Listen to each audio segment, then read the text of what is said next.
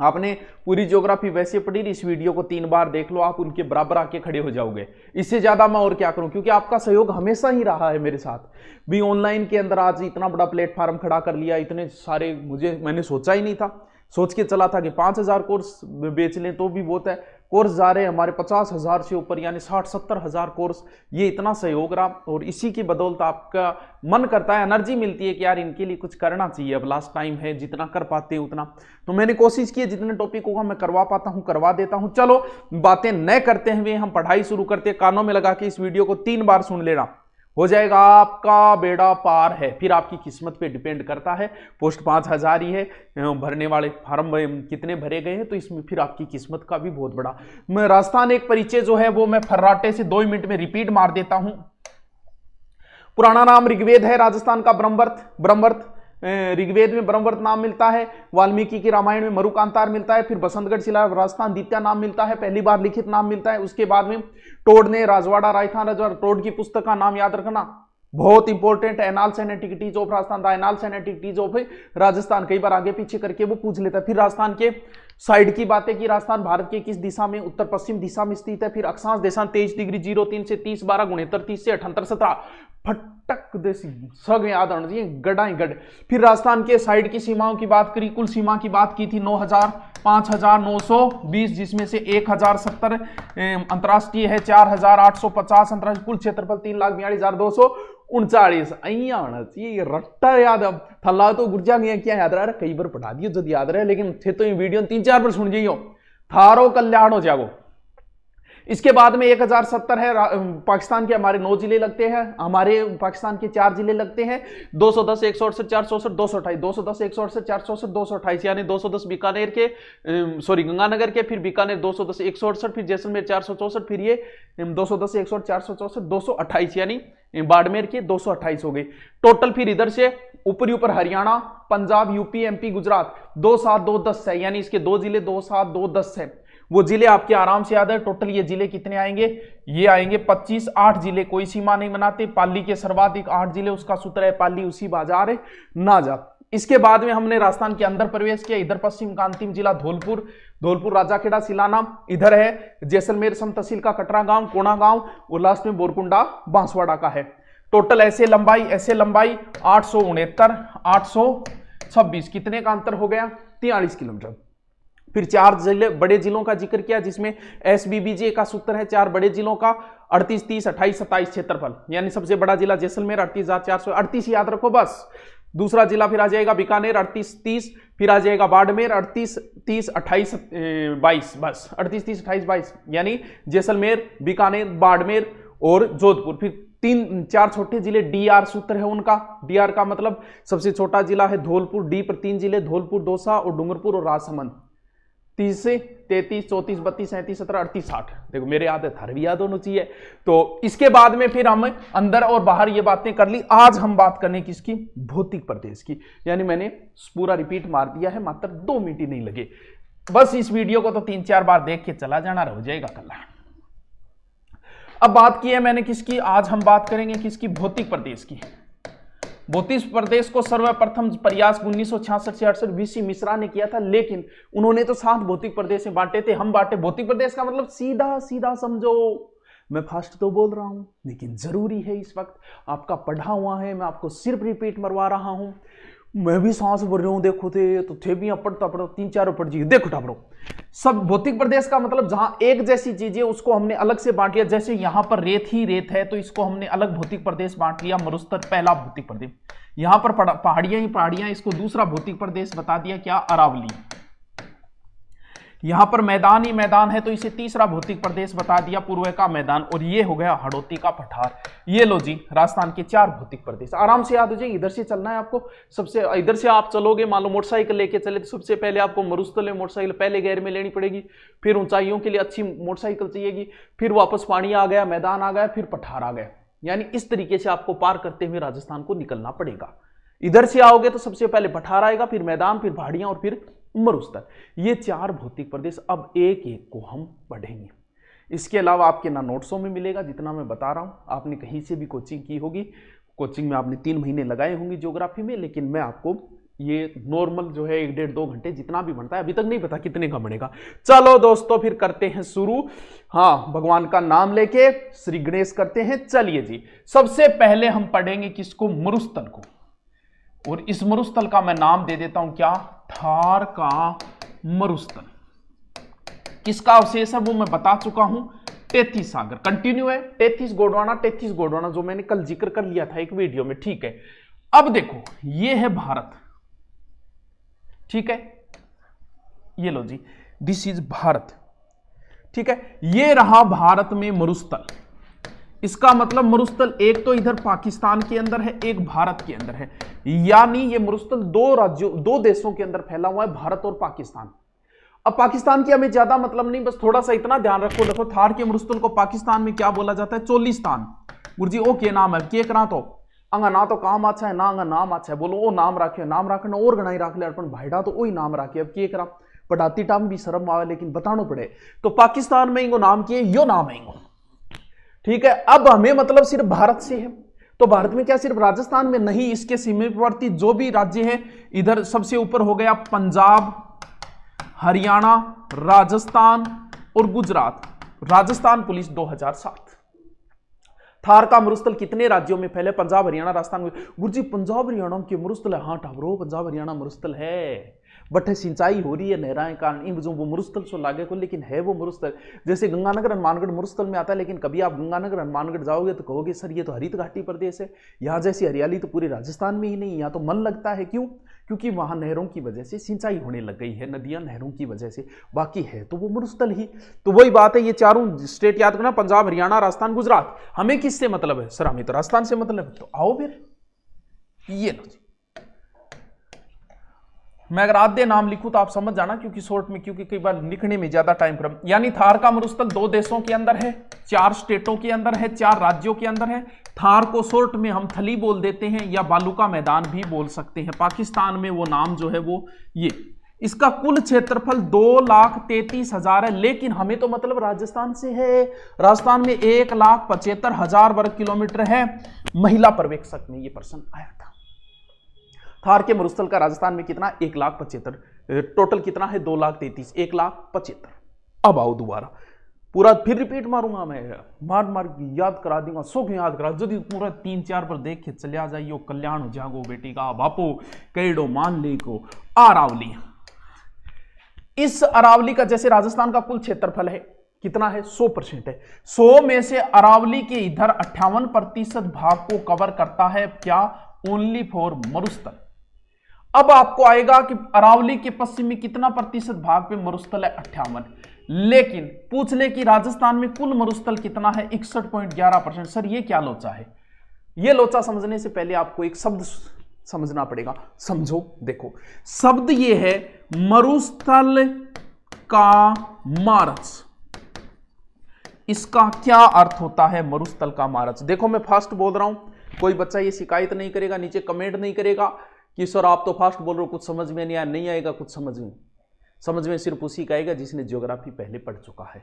उसके लिए तो ये समझ लो कि आपको सुदर्शन ही है ये तो, क्योंकि रामबाण से बड़ा सुदर्शन चक्र का तो कोई तोड़ ही नहीं दुनिया में। उसके लिए तो बस पूछो ही मत ये। हाँ, वो तो दुआएं देगा पेपर आते वक्त, और आपकी दुआएं चाहिए, वो और कुछ नहीं चाहिए। समझो इस चीज को, बीच बीच में मैं बात कर रहा हूं, लेकिन कर लेने तो थोड़ी बहुत बात। देखो मरुस्थल का मार्च, मार्च किसे बोलते हैं? हमारी नई साल कब लगती है? सर नई साल जनवरी में लगती है। नहीं बेटा, नई साल कब लागे? चैत में लागे। चैत, वैशाख, जेठ, साठ, सावन, भादो, आसोस, कार्तिक, मिंसर, पो, माह, चैत के अंदर लागे। चैत कब? मार्च में लगता है।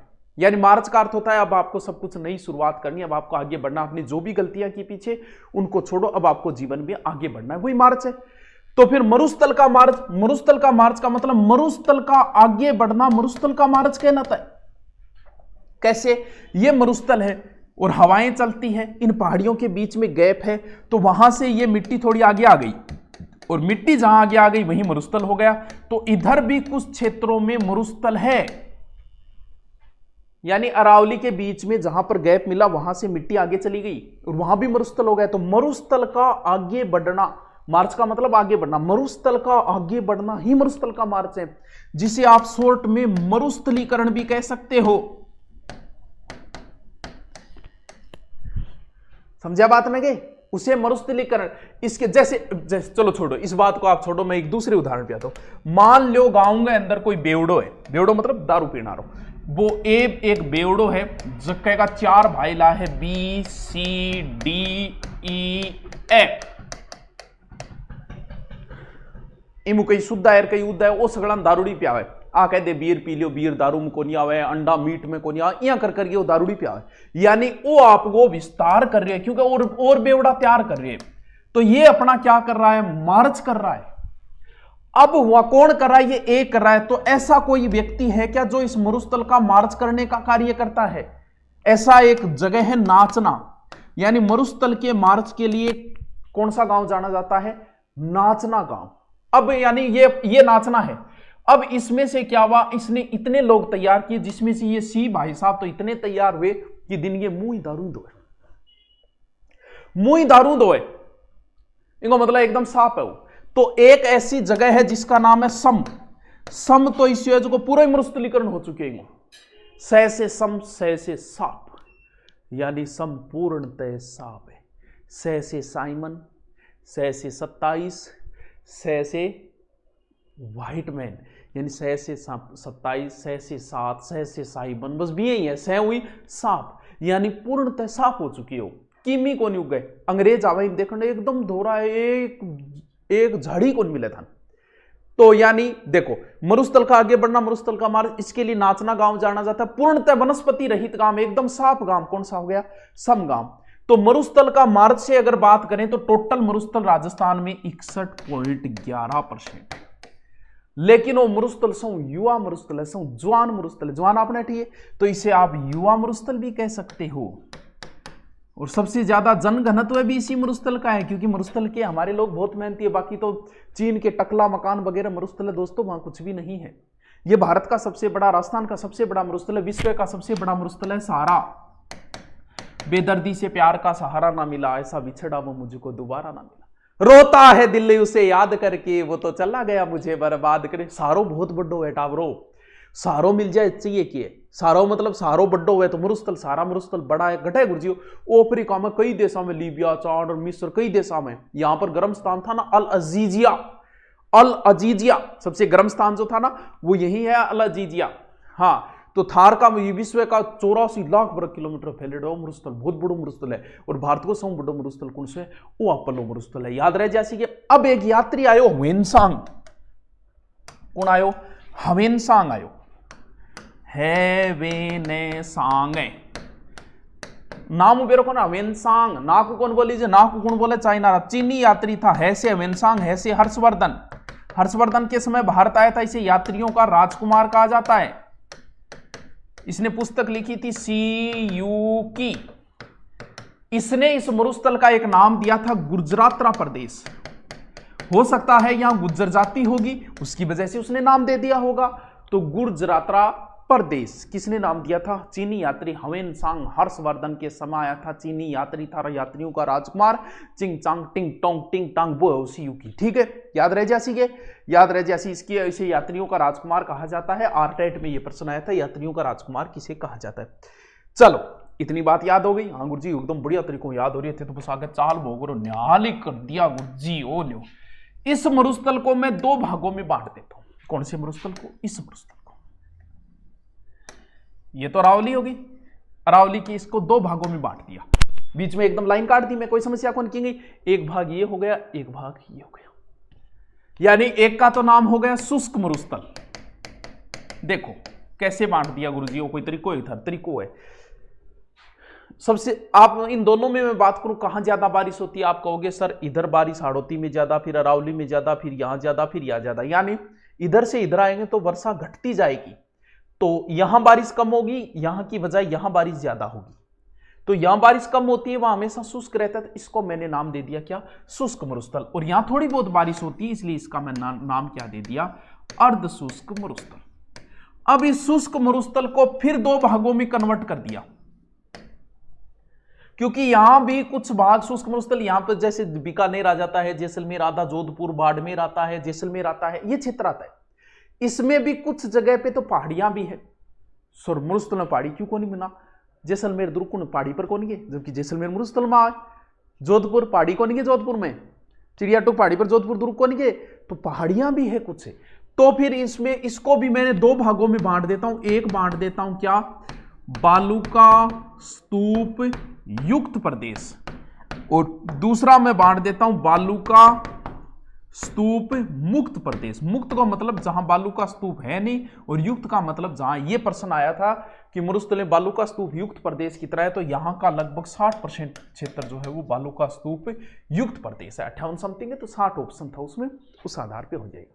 यानी अब हम किसको पढ़ेंगे, पहले शुष्क मरुस्थल को पढ़ेंगे, फिर पढ़ेंगे हम अर्धशुष्क, फिर अरावली को पढ़ेंगे, फिर पूर्व के मैदान को पढ़ेंगे, फिर हाड़ौती के पठार को पढ़ेंगे। इतने में हमारा भौतिक प्रदेश इसे COMPLETE। चलो चलते हैं दोस्तों। अब देखो पहला क्या बताया मैंने, पहला सर आपने बताया बालूका स्तूप युक्त प्रदेश, यानी यहां पर क्या है, रेत ही रेत है। युक्त का मतलब जहां बालूका हो, बालूका हो मतलब रेत, रेत ही रेत है। रेत पर नाम लिखने से क्या फायदा, एक आई लहर कुछ बचेगा नहीं। तुमने पत्थर दिल हमको कह तो दिया, पत्थरों पे लिखोगे मिटेगा नहीं। यहां रेत ही रेत है, यानी जहां रेत ही रेत, तो वो बालूका स्तूप युक्त प्रदेश है। कब ज्यादा होते हैं, या मार्च से जुलाई बनाया था बालूका स्तूप, यानी मेन मरुस्थल यही है, इसलिए इसे भारत के महान मरुस्थल कह सकते हैं, महान भारतीय मरुस्थल। देखो रेत का टिब्बा में गईडा हो गया, अपना दादोजी वगैरह हनीमून पॉइंट भैया जाया करता, आपा तो क्या आप तो घर घर में नल लगे, घर घर बना दिया स्वच्छ भारत के तहत। तो रेत का टिल्ला देखेड़ा है, बहुत सा लोग कौन देखेड़ा, जैसे हाड़ौती साइड का कोई है उसे नहीं देखे वे, अपने मरुस्थल वालों की देखे। टिल्ला ना अपन टिब्बा भी बोला, हाँ गुरुजी रेत का टिल्ला या टिब्बा बोलते हैं, सबको पता है। इन टिल्लों को साहित्यिक भाषा में क्या बोला जाता है, साहित्यिक भाषा का मतलब समझते हो क्या, एक मिनट, साहित्यिक भाषा समझते हो क्या। कन्हैयालाल जी सेठिया ने क्या लिखा था, धरती धोरारी, बीटेम धरती धोरारी, आजकल धरती चौरारी हो गई है, पहले धरती धोरारी। कन्हैयालाल जी सेठिया ने लिखा था धरती धोरारी, मिंझर, कुंकू, आज हिमालय बोल उठा, पाथल और पित्थल, और कौन सी लिखेड़ी है, इतिहास धर्मंजला धरकुंचा, सेठिया जी सुजानगढ़ के थे। सबसे प्रसिद्ध रचनाएं उनकी कौन सी, पाथल और पित्थल, महाराणा प्रताप और पृथ्वीराज जी राठौड़ की आपस की बातें, बहुत शानदार है वो, कभी मौका मिले तो पढ़ना उसको। तो रेत का टिल्ला ने धोरा बोले, धरती धोरारी लिखी है वहां, तो रेत के टिल्ला टाबरू धोरा बोले, और इन्हीं धोरों को जैसलमेर में क्या कहा जाता है, धरियन, यानी रेत के टिल्लों को जैसलमेर में क्या बोला जाता है, धरियन। याद रह जैसी है, याद रह जैसी है, रह जाओ गुरुजी, आराम रह जाओ, रेत का टिल्ला दोहराया, धरियन बोले। चलो नेक्स्ट चलता हूं, देखिए अब कुछ बालूका स्तूप है जिनको समझना जरूरी है। एक है अनुदैर्ध्य या रेखीय बालूका स्तूप, ठीक है, पूछा तो नहीं है राजस्थान पुलिस लेवल पे, लेकिन मैं बता देता हूं भी। दूसरा है अनुप्रस्थ या आडे बालूका स्तूप। एक जो महान ज्ञानी होते हैं जो इस वीडियो को डाउनलोड करके अपने चैनल पे चढ़ाएंगे, सीधा क्या बोलते हैं, कॉपीराइट नहीं, स्ट्राइक मार दूंगा, ऐसा यहां पड़ा है, आराम से देखते रहना इसको, अपना ज्ञान मत बढ़ाओ, पैसे कमाने और तरीके बहुत हैं। जैसे हिस्ट्री वाले वीडियो हजारों ने चढ़ा दिया, तो ये सही नहीं है भैया, औरों के चढ़ा के देख लो, तुम्हारी औकात का पता चल जाएगा तुम क्या हो। एक का ही चढ़ा के देख लो, किसी और बहुत सारे चैनल है, हजारों चैनल है, तो ऐसा न करें, क्योंकि ऐसा तभी मन पीछे होता है, यार ये क्या तरीका है। लेकिन स्ट्राइक भेज दूंगा सीधे, ये वीडियो यहां पड़ा रहेगा, इसे आराम से देखते रहना चाहिए। चलो देखिए, अनुप्रस्थ या आडे बालूका स्तूप, तीसरो बाद में, लेकिन है देखो, जैसे हवा चल रही है, आपने देखी होगी, कभी खेत में गए हो, हवा चल रही है, ऐसे हवा चलती है, ऐसे ऐसे, और रेत के बीच में लाइनें बन जाती, कई बार हवा चलती है, लाइनें ऐसे बन जाती है,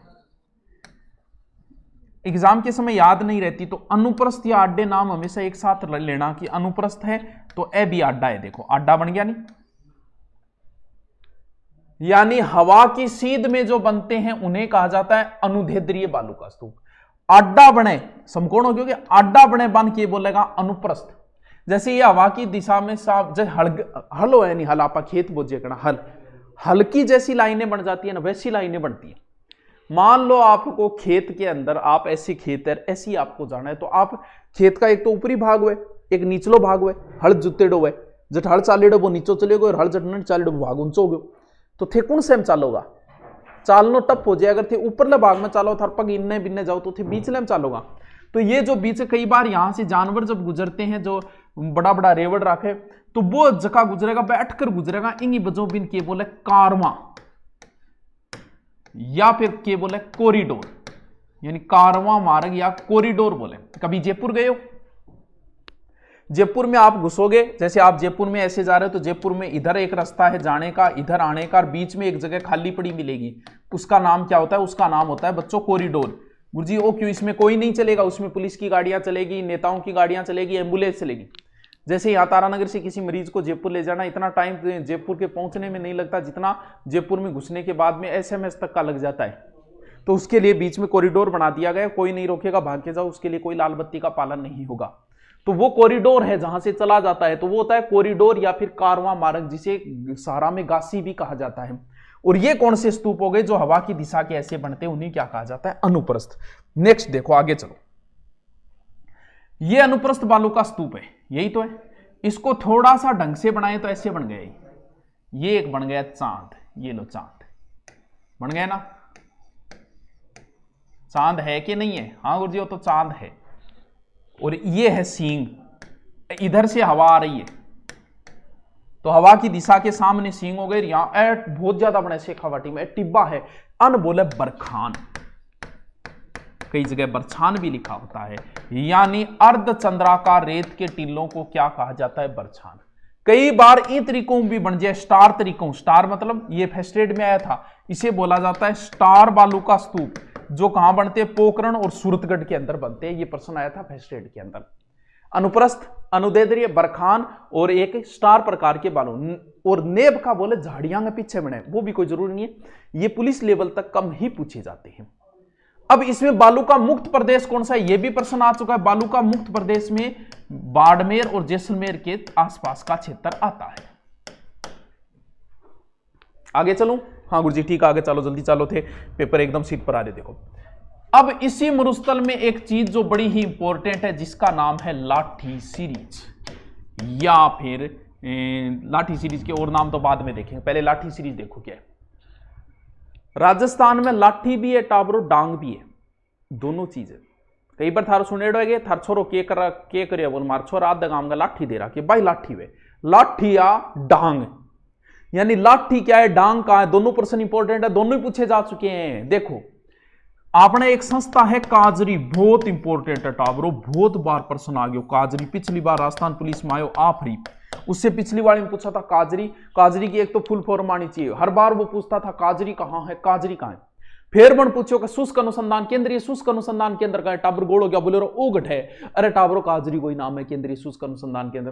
फिर इनकी फुल फॉर्म पूछ ली, central arid zone research institute, central arid zone research institute, काजरी की फुल फॉर्म है central arid zone research institute, 1959 में जोधपुर में खोली एक, यानी आपने मरुस्थल में काम करा, कोई चीज मिले जी मरुस्थल में कोई बहुत पूर्ण कंकाल मिले तो मिले जागे, जैसलमेर में नहीं एक जगह ने अक्कलबुड फॉसिल्स पार बट ले जाके छोड़ दियो, और कोई खोज करनो जी आपने मोडी बकरी बनाई भाई, काजरी वैज्ञानिका बनाई, शेखावाटी की बकरी है भाई, तो आफरी एरिड फॉरेस्ट रिसर्च इंस्टीट्यूट, तो काजरी वैज्ञानिका और मोहनगढ़ से लेगे और पोखरण, मोहनगढ़ लेगे पोखरण गए अंदर, भूमि गए अंदर, और ई तरीकों लागो कि अटकर कदी पानी बैठ बा एक पट्टी खोजी, तो कहां खोजी? भूमि के अंदर खोजी, इसलिए उसका नाम हो गया भूगर्भिक जल पट्टी।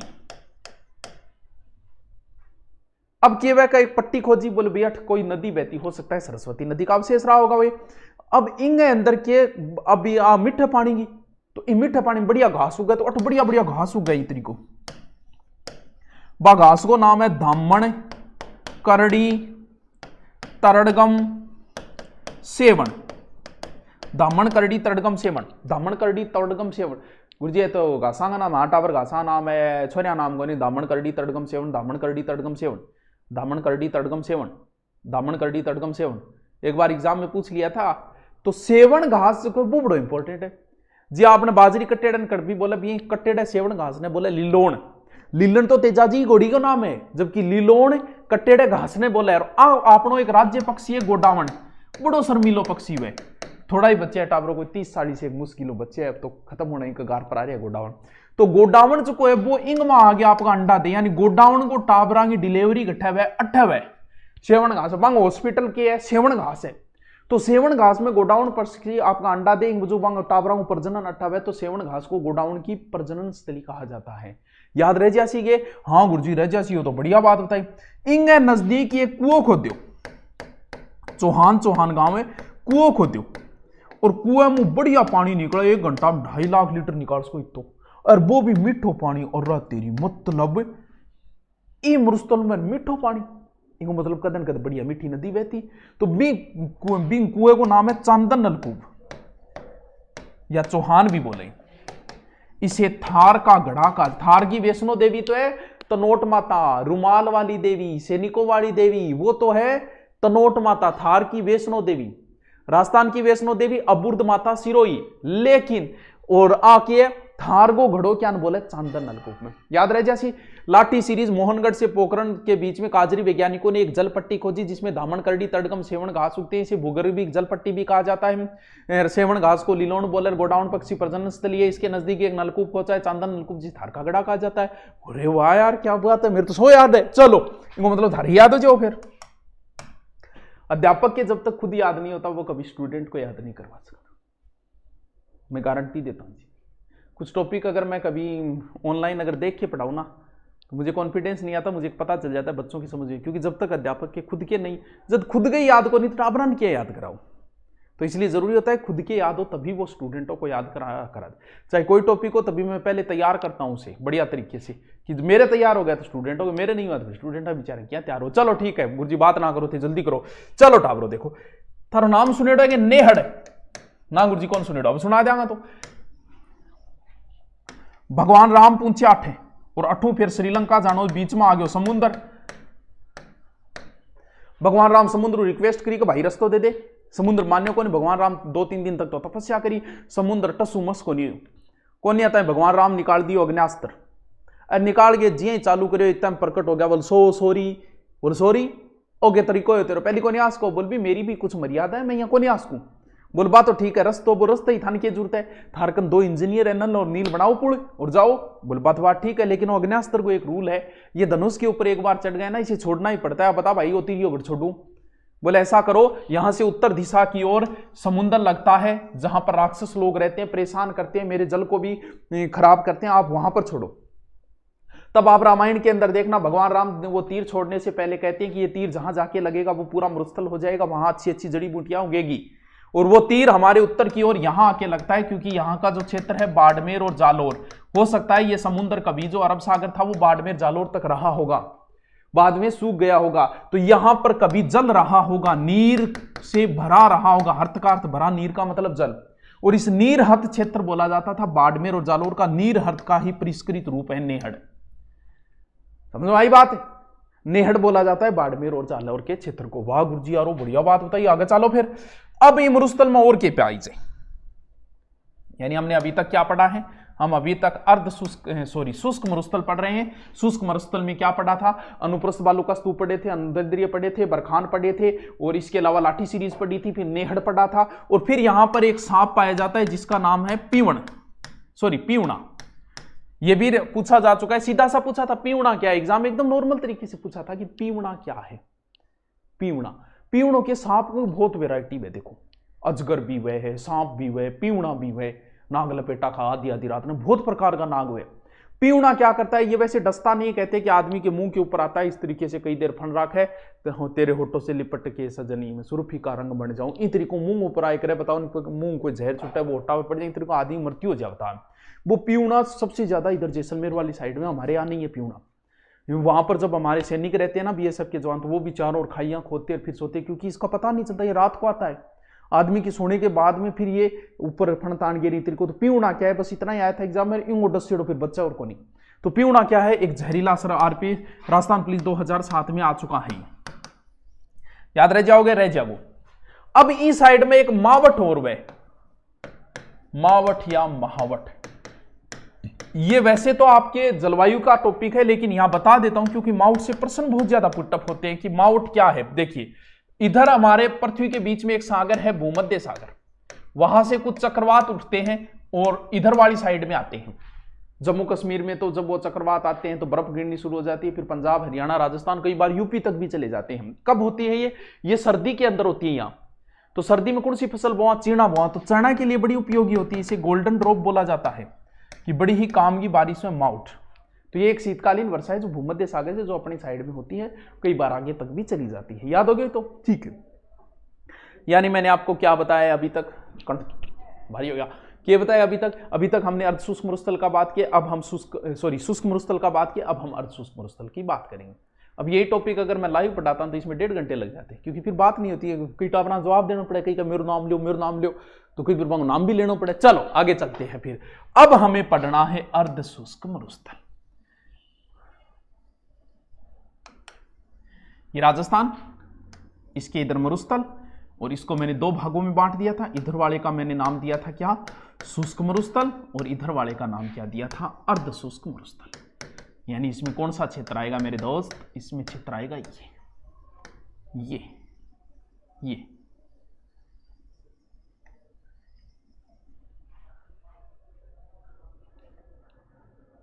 ठीक है कि बुलेट क्लास ही है, तो फुल स्पीड की क्लास है। हाँ देखो, मेरे कई बार समझ अपन मैराथन क्लास। अरे तो मैराथन क्या? मैराथन मतलब धीरे धीरे पढ़ा रहे यार, 6 दिन बच्चे, अब धीरे धीरे पढ़ाओगे पता नहीं। फिर भैया एक जनों नाम दे देनी, फिर सोगड़ा भी लाग जाओ बोल मैराथन क्लास मेरा। अरे तो मैराथन किया है, मैं तो कहानी कौन समझ में आई? तो बुलेट क्लास बोले या फिर फास्टली क्लास बोले, लेकिन फर्राटा क्लास बोले, लेकिन मैराथन किया होगी? मैराथन होती है पहले एग्जाम जब 6 महीने पढ़े, तो मैराथन क्लासें चलती है। एग्जाम के नजदीक थोड़ी चलती है कभी मैराथन।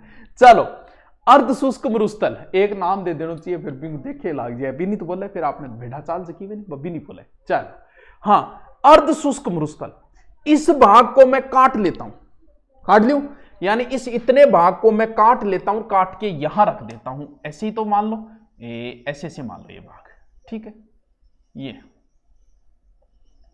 ये मैंने काट के साइड में छोड़ दिया, ठीक है। अब इस पार्ट को नाम है अर्ध शुष्क मरुस्थल। बहुत बहुत मस्त टॉपिक है, आराम से याद होगा। आप सिर्फ देखो, कुछ नहीं लिखना, आप तो इस वीडियो को 3 बार देख लेना। 1 नंबर यहां बांट दिया मैंने, फिर इसको एक भाग काट दिया 2, फिर इसका मैंने एक भाग काट दिया 3, ये भाग काट दिया 4। यानी इस अर्ध शुष्क मरुस्थल को मैंने काट के बाहर छोड़ दिया, बाहर छोड़ के फिर मैंने इसके 4 भाग काट लिए।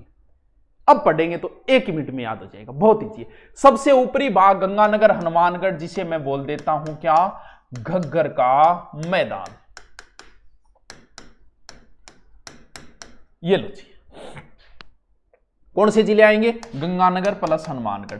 इसे हरित घाटी प्रदेश भी कह सकते हैं, क्योंकि हरियाली यहां पर ज्यादा रहती है। जहां से घग्गर नदी कहां से आती है, क्या उसका जिक्र बाद में करेंगे। जहां से घग्गर नदी बहती है उस क्षेत्र को क्या बोला जाता है? नाली या पाट बोला जाता है। ये लो जी, हो गया गुरु जी, बस इतनी बात है। दूसरा क्षेत्र आ जाए टाबरो ओ अपर लो, क्यों गंगानगर हनुमानगढ़ जस्ट नीचे शेखावाटी आ गई, तो यो लो जी, शेखावाटी, तोरावाटी, बांगर, आंतरिक प्रवाह क्षेत्र, आंतरिक प्रवाह क्षेत्र, इतने नाम है। गुरुजी इतना नाम क्या है? मान तो नाम समझाओ, कोई थार तरीको हो गए थे, सीधी रान कट्टी करने लग गया। देख, शेखावाटी मतलब शेखा ने बसाई, तोरावाटी मतलब राजपूतांग, ये गोत है तंवर, तंवर राजपूत होने की वजह तोरावाटी नाम हो गया। बांगड़े, अब चीज आंतरिक, बांगड़ बाद में बताऊंगा। आंतरिक प्रवाह क्षेत्र, आंतरिक प्रवाह मतलब यहां पर जल की नीचे चुनने की परत है, तो जैसे ही बारिश होगी इस मिट्टी से सीधा नीचे चुनने पे जाएगा और वहां पानी बहेगा, यानी अंदर पानी बहेगा, इसलिए इसका नाम क्या होगा? आंतरिक प्रवाह क्षेत्र। लेकिन तेरे को एक चीज और समझानी है मेरे को, वो है बांगर। ये लो जी, ये लो जी टाबरो, एक तो है बांगड़ या बांगर, बात एक ही है, बस खेल किसका है? बिंदी का है। और एक क्षेत्र है टाबरो बागड़, इनका कई नाम है, देखो बागड़ बोले, व्याघ्रवाट बोले, लाट प्रदेश बोले, गुप्त प्रदेश बोले, पुष्प क्षेत्र बोले और पाताल प्रदेश बोले। और गुरुजी इतना नाम है सुनिया ही कोई नहीं यार, नहीं सुनिया तो की बात। अब सुन, पहले तो देखो मैं सीधा ट्रिक बता दूंगा कि इसमें से एक क्षेत्र, अच्छा ऊपर लगा दिया मैंने, यहां है, इसमें से एक क्षेत्र तो है बांगड़, एक है बागड़। लेकिन हमें तो समझना है, एग्जाम में बहुत बार ये क्वेश्चन आया है तो अपना गलत नहीं होना चाहिए। देखो समझो इस चीज को, कैसे समझा रहा हूं आपको। पहले तो मैं ज्योग्राफी में क्यों बोला जाता है वो बताना जरूरी है। एक तो होता है टावरो खादर और एक वह टावरो बांगर, दो चीजें हैं, खादर और बांगर। जैसे कोई भी नदी है, ये नदी है, मान लो हमारे यहां कांतली नदी है, ये रही कांतली नदी। कांतली नदी जहां से बह रही है उसके आसपास का क्षेत्र उपजाऊ है, लोग निहाल हो रहे हैं, फसल हो रही है, तो उस नदी के आसपास के उपजाऊ क्षेत्र को बोला जाता है खादर। अब किसी वजह से 2 साल तक बारिश नहीं हुई, नदी सूख गई, फिर उसके अंदर मरुस्थलीय मिट्टी भर गई। अब बारिश हुई तो वो नदी तो बेचारी आएगी, तो अब नदी को रास्ता नहीं मिला तो नदी ने ये रास्ता छोड़ दिया, दूसरा रास्ता अपना लिया, क्योंकि पानी तो कहीं ना कहीं से तो जाएगा। अब क्या हुआ, ये क्षेत्र तो उपजाऊ हो गया, लेकिन धीरे धीरे कई सालों बाद ये क्षेत्र अनुपजाऊ हो गया, उस क्षेत्र को बोला जाता है बांगर। यानी नदी द्वारा लाई गई उपजाऊ मिट्टी को खादर और अनुपजाऊ मिट्टी को बांगड़। हाँ गुरु जी समझ गए बात ने, तो इस वजह से इस क्षेत्र को बांगड़ बोलते हैं। लेकिन एग्जाम में आएगा तो हमें खेल सिर्फ बिंदी का है, क्योंकि इसमें से एक क्षेत्र तो ये है, एक क्षेत्र ये है। कैसे, ये मतलब डूंगरपुर बांसवाड़ा, डूंगरपुर बांसवाड़ा कैसे याद रखोगे, ये बिंदी लगी हुई है, जो बिंदी वाला है वो अपना है, क्योंकि खेल बिंदी का है, बिंदिया चमकेगी चूड़ी चमकेगी, वही खेल सारो बिंदी को ही है, बस बिंदी की ध्यान रखनी है। और बिंदी यारी चक्रा में थे फिरता फिरो मन बेरा जदी थे जोर की तैयारी ला रहे हो, कब काड़ा हो यार अगली सर्दियों पहले बिंदिया की व्यवस्था हो जा, तो बिंदी की लाग रही है, जहां बिंदी लगी है वो क्षेत्र ये है। और ये बिंदी टूटी, यानी बिंदी तो ठीक रहेगी, बागड़ नाम टूटी पड़े हो नीचे गठाए पड़ेगा, पाताल प्रदेश में पड़ेगा, निचला क्षेत्र है। तो जिस पे बिंदी नहीं है वो बागड़ क्षेत्र, ये डूंगरपुर बांसवाड़ा, जहां बागड़ी भाषा बोली जाती है। बागड़ी भाषा मतलब डूंगरपुर बांसवाड़ा के इधर क्या है, गुजरात है, तो गुजरात और राजस्थानी मिश्रित भाषा को बोला जाता है बागड़ी। समझ गए, यानी बांगड़ तो शेखावाटी क्षेत्र है और बागड़ कौन सा है, डूंगरपुर बांसवाड़ा का क्षेत्र। याद रहे, जैसी व्याघ्र मतलब ऐसे शेर वगैरह रहता है, व्याघ्र कहने लग गया। लाट एक जाति इज्जत, लाट प्रदेश है, पुष्प को मतलब फूल ज्यादा है, पाताल को मतलब वो क्षेत्र यहाँ मतलब साधु महात्मा रहा करता, पाताल सो यूइंग जो पाताल प्रदेश कहने लगे, तो ये 2-4 नाम है जो ध्यान में रख लियो। चलो आगे चलो गुरु जी, क्या बताया, शेखावाटी, तोरावाटी, बांगड़, आंतरिक प्रवाह सारो बता दियो। यहां पर कच्चे कुएं होते हैं, जिन्हें क्या कहा जाता है, जिन्हें जोहड़ कहा जाता है। जोड़ हम कभी चुप भी मारेड़ी है, कौन मारेड़ी गुरु जी, जोड़ है गहरे स्थान ने टाबरो चुप भी बोले, जबकि जयपुर में कुआन के बोले बेर बोले, सुनेड़े हूं बेर बावड़ी जार पड़ूला, यानी कुएं में जाके पड़ जाऊंगा, बेरे बावड़ी, बेर बोले जयपुर में कुआन है। तो इस साइड में कच्चा कुआन, जोड़ा भी है, पक्का भी है, कच्चा भी है, ठीक है, याद रह जासी गई तो रह जासी, बस इतनी बात है। इसमें सिक्कर चूरू झुंझुनू और उत्तरी नागौर का क्षेत्र आता है, यानी ये क्षेत्र पढ़ लिया गग्गर, वाह गुरुजी याद हो गया हमारे, ये पढ़ लिया शेखावाटी। ये है तीसरा क्षेत्र, इसका नाम देखो क्या है, तीसरे क्षेत्र का नाम है, क्योंकि यहां नागौर आ जाता है तो इसका नाम है नागौरी उच्च भूमि। एक चीज ध्यान रखना, मरुस्थल 33 सागर का अवशेष है, लेकिन नागौरी उच्च भूमि 33 सागर का अवशेष नहीं है भाई। देखो टाबरो, यहां पर क्या पाया जाता है, 2 चीजें पाई जाती है, एक पाई जाती है हरे कबूतर,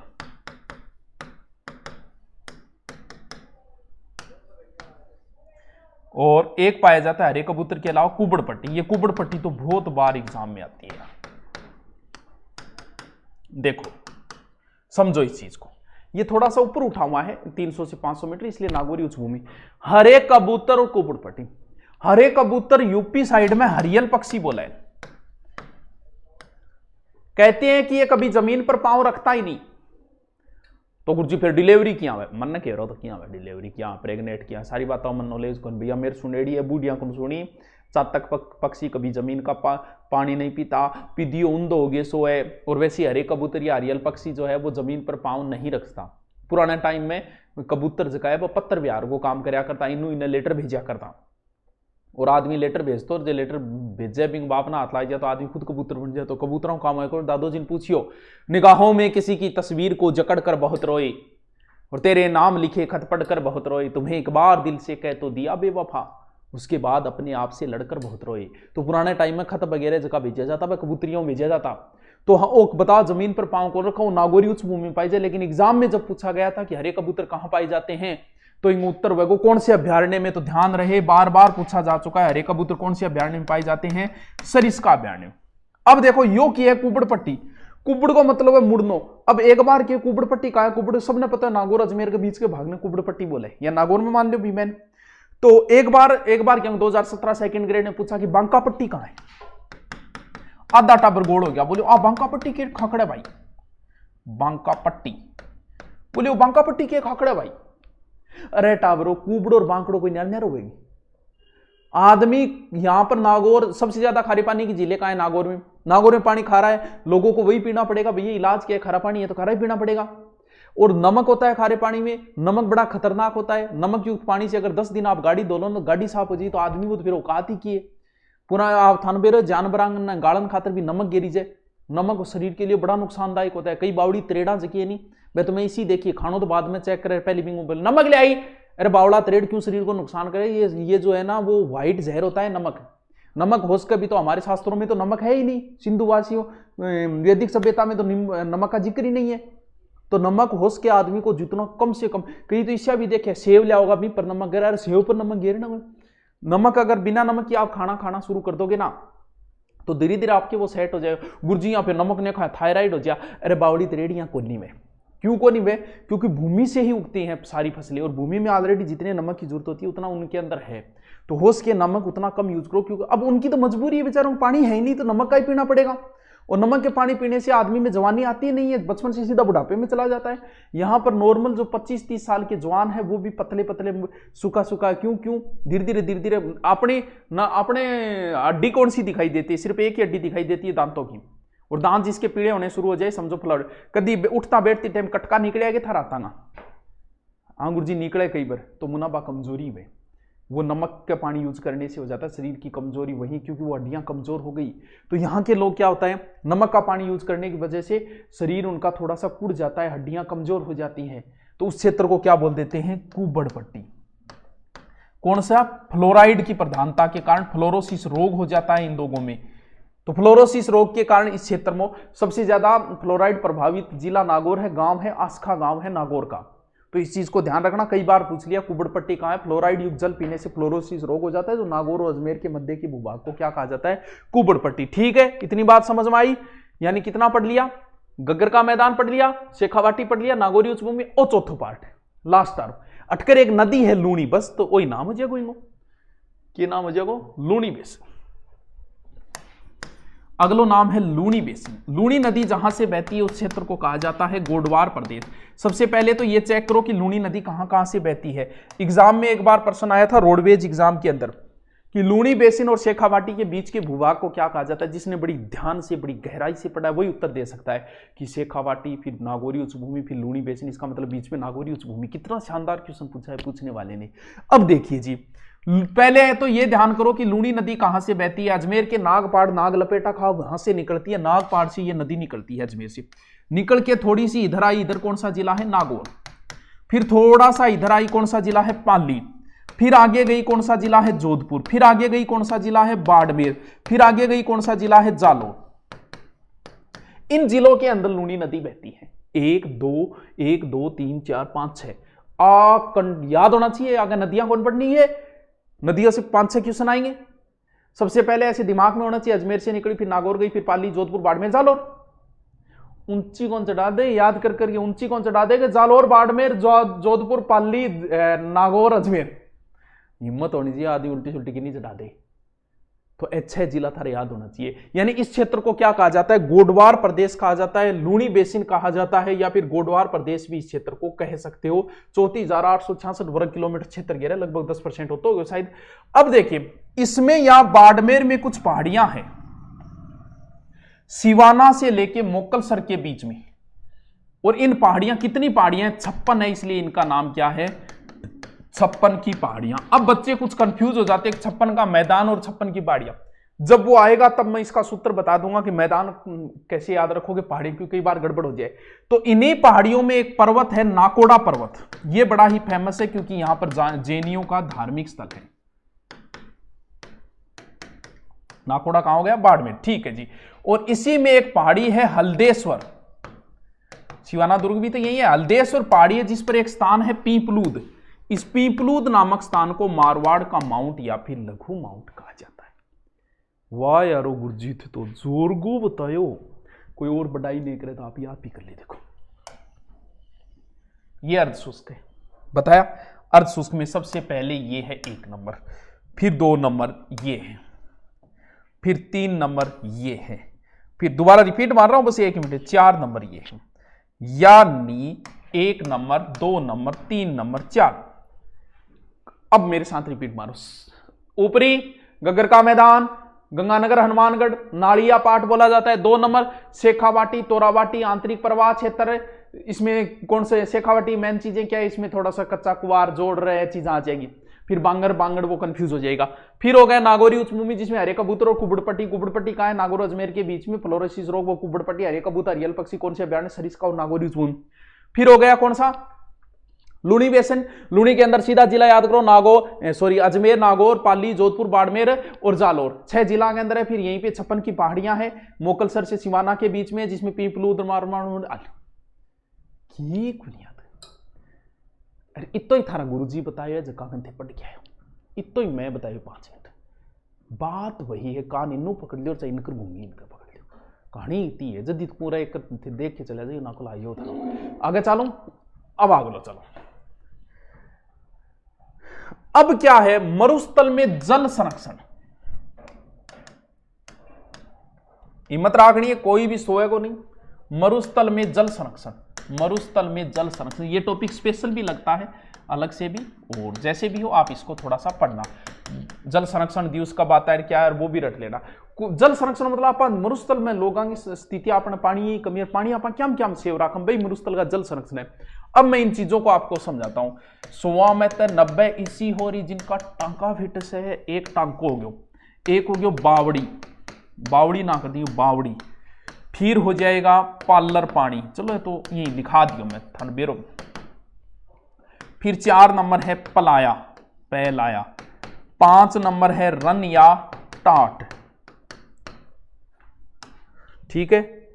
6 नंबर हो जाएगा बालसन, बालेसन। और 7 नंबर फिर मैं क्या लिखूं? 7 नंबर मदार लिखूं, मदार रहने दूं, चलो मदार लिख देता हूं। कई टावरान कौन नहीं बेरो तो बोला कौन बेरो मदार को, तो रनिया टाट आई गयो। 8 नंबर जल संरक्षण गो है तल्ली या पोखर, बालसन आई गयो। लास्ट में 9 नंबर नाडी। एकदम इजी है, एकदम इजी। 2 मिनट हटा दूंगा, चिंता करने था गठी जरूरत को नहीं। चलो एक एक का हम पढ़ते हैं। टांको टाबरो कुंड नहीं बोला, बस सीधी सी बात है। कुंड गए को पानी आन खातर एक पक्के स्थान बना बिन आगोर बोला, आप पाइथन भी बोला आगोर भी बोली जाए। यानी टांको तो सिद्ध हो गयो कि टांको क्या बोले? कुंड ने। याद रह जैसी, याद रह जैसी। मैं थोड़ा सा छींक लीजिए बना दिया तो 1 मिनट रुको, कौन या बेटी भाभी। चल, बावड़ी और तालाब में टाबरो अंतर में प्रसिद्ध बावड़ी है चांद बावड़ी दोसागी।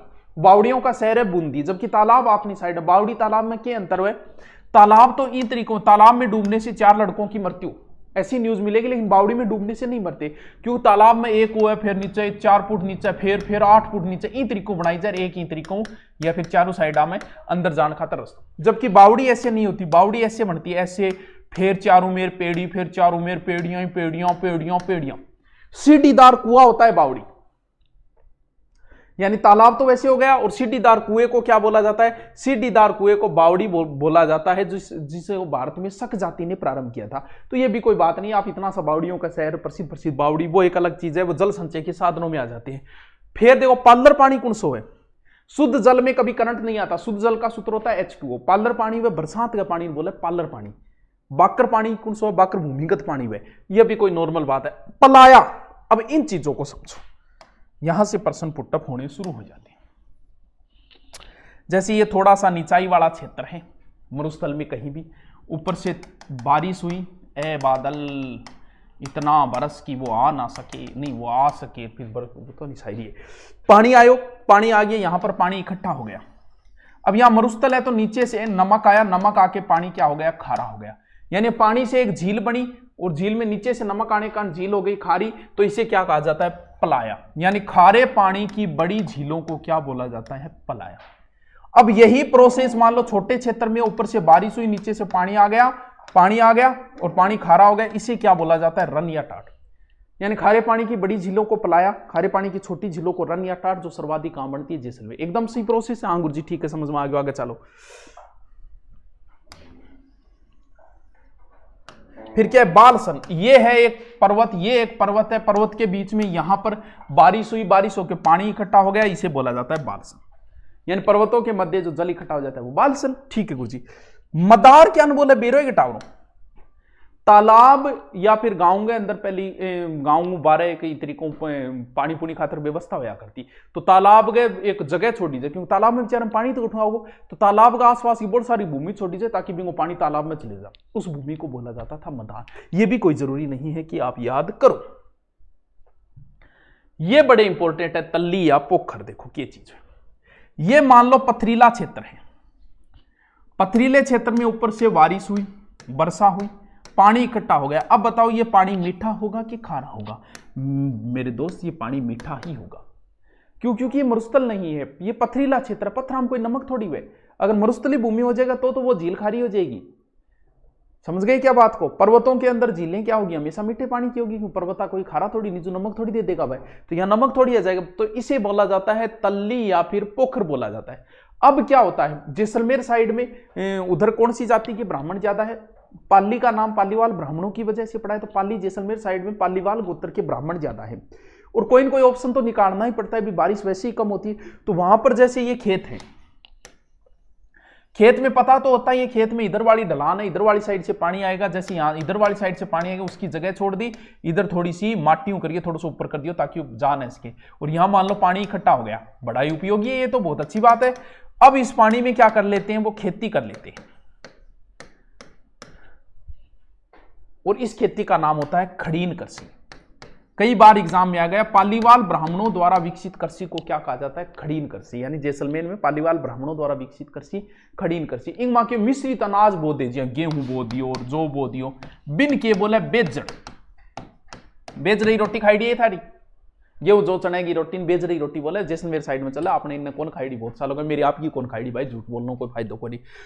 राजस्थान पुलिस 2010-12 में आया था, 10 में। बेजड़ा क्या है, तो हमारे राजस्थान में करौली में पान की खेती होती है, करौली में पान की खेती को बेजड़ा कहा जाता है, जो राजस्थान पुलिस में। बेजड़ क्या है, और मिश्रित अनाज जो बोया जाता है उसे बेजड़, गेहूं जो और चना मिश्रित अनाज, उसे बेजड़ कहा जाता है। पालीवाल ब्राह्मणों द्वारा विकसित कृषि खड़ीन कृषि कहां पर विकसित हुई थी, जैसलमेर के अंदर। अरे अरे अरे के को नहीं, मरुस्थल में के को समझ रहे, मैं कुल मरुस्थल बतायो है 58, फिर मैं रेगिस्तान का मार्च बताया 61.11, फिर 2 भागों में बांट दिया। फिर शुष्क में क्या क्या बताया था, शुष्क में जो भी चीजें बताई थी, लाठी सीरीज बताया था, इसके अलावा अनुप्रस्थ है, अनुदेदरीय है, आदि 2-3 चीजें बताई थी।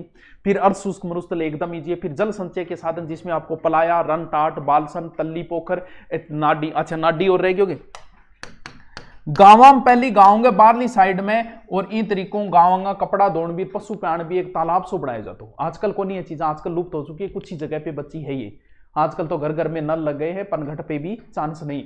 और बी टाइम के हो तो बैठा लोग भी आता, और बोझ को क्षेत्र भी नाडी बोलता। नाडी सर्वप्रथम जोधपुर में ही बनी, जोधपुर में राव जोधा के टाइम में नाडी बननी प्रारंभ हुई थी। तो गाँव के बाहर दैनिक आवश्यकताओं के लिए जो तालाब बनाया जाता है उसे नाडी कहा जाता है। हाँ, अब हम आगे पढ़ेंगे अरावली। ओके, पढ़ लिए हमने, एक भौतिक प्रदेश पढ़ लिया मरुस्थल। अब हम अरावली के चले, अरावली से प्रश्न कन्फर्म आएगा, CONFORM। चलो शुरू करते हैं। फिर देखिए क्या नाम है, ये कौन सी दिशा है, उत्तर। ये कौन सी दिशा है, दक्षिण। ये कौन सी दिशा है, पूर्व। ये कौन सी दिशा है, पश्चिम। ठीक है, यानी क्या पढ़ना है अपने को, अब पढ़नी है अरावली। जल्दी जल्दी जल्दी जल्दी, सिर्फ रिपीट मारना। अरावली का नाम अरावली है गुजरात, क्योंकि इसके 2-3 एक उपनाम, भाई इतनी लंबे क्षेत्र में फैली हुई है तो लोग नाम तो बदलते जाएंगे। होता है ऐसा, नदियों में भी होता है, नदी जहां से बहती है कई बार आगे के स्थान के लोग नाम चेंज कर देते हैं। देखिए, और परिपत्र, परिपत्र कहा गया है इसे किसमें, विष्णु पुराण में, यानी अरावली को विष्णु पुराण में परिपत्र। मेरु, एक मेरु होता है, एक माल होता है, और एक मेरु माल, और एक होता है मरु। तीन चीजें, मरु, मेरु और माल। अच्छा गुरुजी, तीन चीज। हाँ, मेरु तो बोले पहाड़ियां, यानी ज्योग्राफी में अरावली को मेरु कह सकते हैं। माल, माल बोले पठारने, माल क्या बोले, पठारने बोले, ये लो। और मरु, मरु बोले मरुस्थल ने, यानी तीनों शब्दों के थोड़े से आप ध्यान रखना, मरु, मेरु और माल। हाँ गुरुजी, जोर की बात बताइए थे। चलो देखो, अब है एक नाम है इसका अड्डा, अड्डा वट्टा, राजस्थानी भाषा या फिर उदयपुर में अड्डा वाला, अड्डा वाला क्या बोले इन बूंदी में अंदर। यानी अब मैं अरावली पढ़ाऊंगा, अरावली से प्रश्न कंफर्म आएगा, सिर्फ आपको समझना है। हाँ, हो सकता है मैं फर्स्ट ही बता रहा हूं, ये बात अलग है, लेकिन फिर भी आपको एकदम याद हो जाएगी। अरावली को अरावली गुजरात में बोलते हैं, परिपुत्र विष्णु पुराण में, अड्डा वट्टा बूंदी में, अड्डा वाला बूंदी में बोलते हैं, सॉरी अड्डा वाला बूंदी में, अड्डा वट्टा उदयपुर, या और ज्योग्राफी की भाषा में इसे क्या बोला जाता है, मेरु, पहाड़ियों को मेरु, माल पठार क्षेत्र यानी हाड़ौती पठार को माल, और मरु मरुस्थल को, तीनों के नाम हो गए।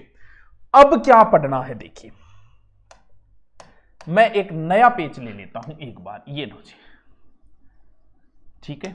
हाँ गुरुजी ठीक है, ये है हिमालय, ऐसे ही तो है धनुष आकार में, और यहां पर हिमालय में क्या है, अंडमान निकोबार, ये है अरावली, और यहां पर क्या है, लक्षद्वीप। भी ये द्वीप हो सकते हैं, ये पहाड़ियां ही हो सकता है ये हिमालय के ऊपर निकली हुई चोटियां हो, और हो सकता है कि ये जो अरावली है लक्षद्वीप, ये अरावली की ऊंची निकली हुई चोटियां हो, ऐसा हो भी सकता है। मान लेते हैं हम एक बार कि ऐसा ही है। अब देखिए, सबसे पहले बात आती है स्थिति की, क्योंकि हर चीज का अपना एक क्रम होता है। अरावली एक अवशिष्ट पर्वतमाला है, सबसे प्राचीनतम और अवशिष्ट पर्वतमाला, यानी कितनी पुरानी है, 65 करोड़ साल पुरानी। देखो, अरावली सौ पुरानो पर्वत है, सौ नयो हिमालय, यानी नया भी हमारे पास है, पुराना भी हमारे पास है। हिमालय नया है, आज भी वृद्धि कर रहा है, तभी तो भूकंप जोन कौन सा है भारत में, हिमालय क्षेत्र। सबसे ज्यादा भूकंप वहीं आते हैं, अरावली में नहीं आते, पुरानी या स्थायी होगी, अब कोई टेंशन लेने की बात ही को नहीं। तो ये अब इसकी बात करें स्थिति, यहां से मान लो यहां एक द्वीप है, मिनिकोय द्वीप, यहां से अरावली निकली। मिनिकोय द्वीप कौन से सागर में, अरब सागर में, यानी अरावली की उत्पत्ति अरब सागर से हुई है। व्यक्ति की जहां से उत्पत्ति होती है वो उसका बाप होता है, यानी पाकिस्तान के हम बाप है क्योंकि हमसे निकला है पाकिस्तान, वैसे अरावली का बाप कौन है, अरब सागर। अरब सागर को अरावली का पिता कहा जाता है। ईओ 2008 में प्रश्न आया था। ऐसे निकल के फिर यहां पर कौन सा स्टेट आया, यहां पर सर आया गुजरात, यानी गुजरात की यहां पर एक जगह है पालनपुर, यहां से अरावली की शुरुआत हुई, पालनपुर। फिर गुजरात के आगे हमारा राजस्थान आ गया, राजस्थान के आगे हमारा हरियाणा आ गया, उसके बाद में हमारी राजधानी क्या आ गई, दिल्ली। यानी अरावली की शुरुआत हुई पालनपुर गुजरात से, और यहां दिल्ली के अंदर पहाड़ियां हैं, रायसीन, रायसीन की पहाड़ियों तक फैली है। यानी अरावली 3 स्टेटों के अंदर है, गुजरात, फिर ऊपर राजस्थान, फिर हरियाणा, दिल्ली। दिल्ली स्टेट नहीं, केंद्र शासित प्रदेश है, तो इस हिसाब से 3 स्टेटों के अंदर, यहां से पालनपुर से रायसीन तक, यहां तक अरावली की कुल लंबाई है 692 किलोमीटर। लेकिन हमें तो इससे मतलब भी नहीं है, हम हमारे राजस्थान का जिक्र करेंगे। अरावली की शुरुआत लक्षद्वीप के मिनिकोय से होती है, अरब सागर को अरावली का पिता, फिर ऊपर जाएंगी गुजरात, और गुजरात के बाद फिर प्रवेश करती है राजस्थान में, और राजस्थान के बाद फिर प्रवेश करते हैं कहां, हरियाणा, हरियाणा से फिर दिल्ली, दिल्ली की रायसीन पहाड़ियां जहां पर जेएनयू है, राष्ट्रपति भवन है, वही। ठीक है, ठीक है गुरुजी, 3 स्टेट फैलिडी 692 किलोमीटर। चलो नेक्स्ट चलते हैं, वापस पीछे वाले पे आ जाते हैं, और पीछे वाला पर आप देखो बड़ा ही शानदार बढ़िया तरीके से अरावली का प्रश्न कंफर्म आएगा, इसको बढ़िया तरीके से समझना, बहुत शानदार तरीके से समझना, मजा आ जाएगा भाई साहब। मजा जो होता है ना, कई बार बोलते हैं कि मैं स्कीम दी है, मजा आ गया, स्कीम में किए मजा है टाबरो। जिसने भी कोर्स ले रखा हो कोई बात नहीं, नहीं ले रखा तो भी कोई बात नहीं, आप तो हमारे स्टूडेंट हो, हर कोई स्टूडेंट ही होता है, चलता रहता है कोर्स, आगे आते रहेंगे। विश्वास जीतना जरूरी होता है, विश्वास जीत के आज यहाँ तक पहुँचे हैं, भले वो बुक के अंदर हो, क्योंकि नेगेटिविटी फैलाने वाले बहुत होते हैं। बुक में एक इतनी शानदार बनाई गई है हमारी बुकें, उसमें 1-2 गलतियां स्वाभाविक होती है, और पढ़ाते समय भी हो जाती है, और आपसे भी हो जाती है, तो उसका विरोधी माहौल बहुत बनाते हो, और बुक में गलतियां बहुत, अरे एनसीईआरटी में यही है, तो हर जगह ही होती है। और वो पहला काम होता है, जैसे 5 गलती है, अगले में सुधार दी, बात खत्म। जैसे पुलिस की बुक में 50 क्वेश्चन गलत थे, अभी 5,000 के कितने 10,000 की निकालिए तो 50 क्वेश्चन तो गलत होंगे ही होंगे। उसको अब पटवारी में कोई गलती नहीं, क्योंकि सुधार दी जाती है, तो धीरे धीरे किसी स्टेप बाय स्टेप चलते हैं, टाइम लगता है। तो अब ऑनलाइन के अंदर भी स्टेप बाय स्टेप, ऑनलाइन की तो किसी को नेगेटिविटी मिली नहीं किसी को, क्योंकि हर एक टीचर अच्छा है, लाइव की फैसिलिटी है। मैं बीच में ऐड नहीं कर रहा, मैं आपसे थोड़ी सी ऐसी बातें कर बीच बीच में कर लेते हैं थोड़ी सी, चलो चलते हैं, नहीं करते हम, आप नाराज हो जाओ फिर कमेंट करोगे टाइम खराब कर दिया, टाइम खराब नहीं करना है।